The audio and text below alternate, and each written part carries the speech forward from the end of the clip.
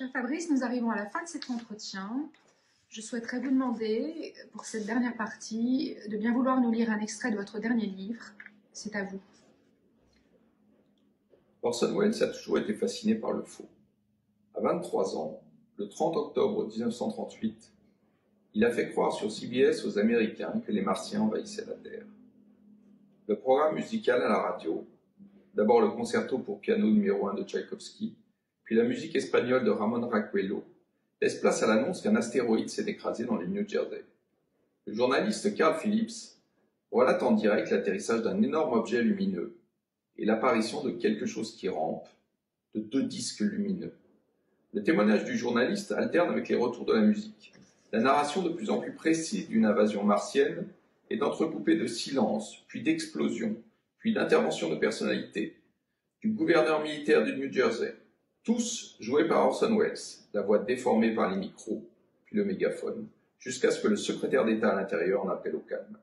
Mais bien chers concitoyens, je ne vous cacherai pas la gravité de la situation, ni l'extrême gravité de la menace à laquelle nous sommes confrontés. À la piste 6, l'artillerie règle son tir. À la fin du reportage ne s'élève plus que le son d'une voix fatiguée et inquiète. Est-ce que quelqu'un m'entend? Est-ce que quelqu'un m'entend?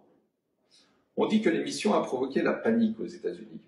J'ai lu par ailleurs que c'était une légende, et qu'avec 2% d'audience, il était impossible de parler de panique générale, sauf à confondre les relations de l'Exode dans le reportage radio, 3 millions de personnes sur les routes, et la vérité du 30 octobre 1938.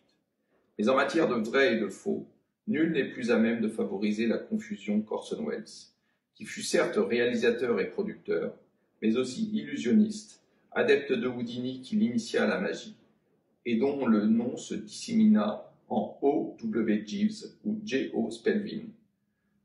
Welles qui proclama aussi qu'il était auteur de romans policiers et obtint ses premiers rôles à 16 ans en affirmant au producteur d'un théâtre de Dublin, grimé et la voix grave, qu'il était une vedette new-yorkaise.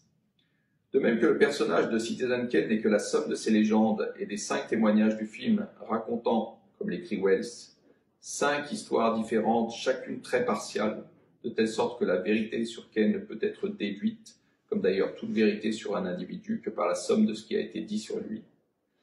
Le personnage de Welles est composé de ces légendes, et tenter de les décomposer pour produire la vérité de son être reviendrait à s'atteler au gigantesque puzzle de l'épouse de Kane, Susan Alexander, égarée dans le labyrinthe du château de Xanadu.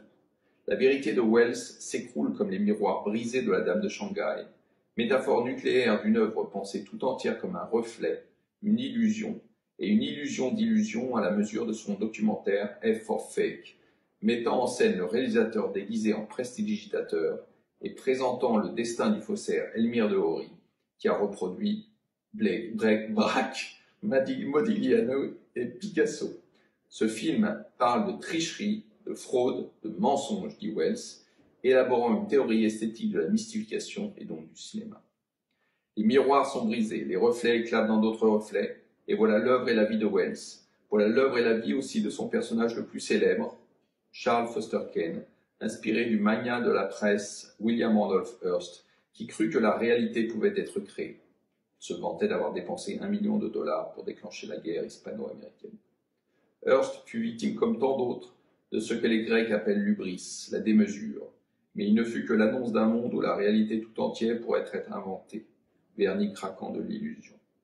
On cite souvent les propos attribués à Karl Rove, conseiller de Bush, s'en prenant au journaliste Ron Suskind en lui reprochant d'appartenir à la, je cite, communauté basée sur la réalité, communauté d'observateurs obsolètes.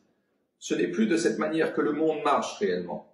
Nous sommes un empire maintenant, et lorsque nous agissons, nous créons notre propre réalité. Et pendant que vous étudiez cette réalité, nous agissons à nouveau et nous créons d'autres réalités nouvelles. Nous sommes les acteurs de l'histoire. Merci Fabrice Imbert. Merci. À très bientôt autour d'une soirée littéraire. À très bientôt. La prochaine, c'est pour vous. C'est une promesse et un vœu. Au revoir.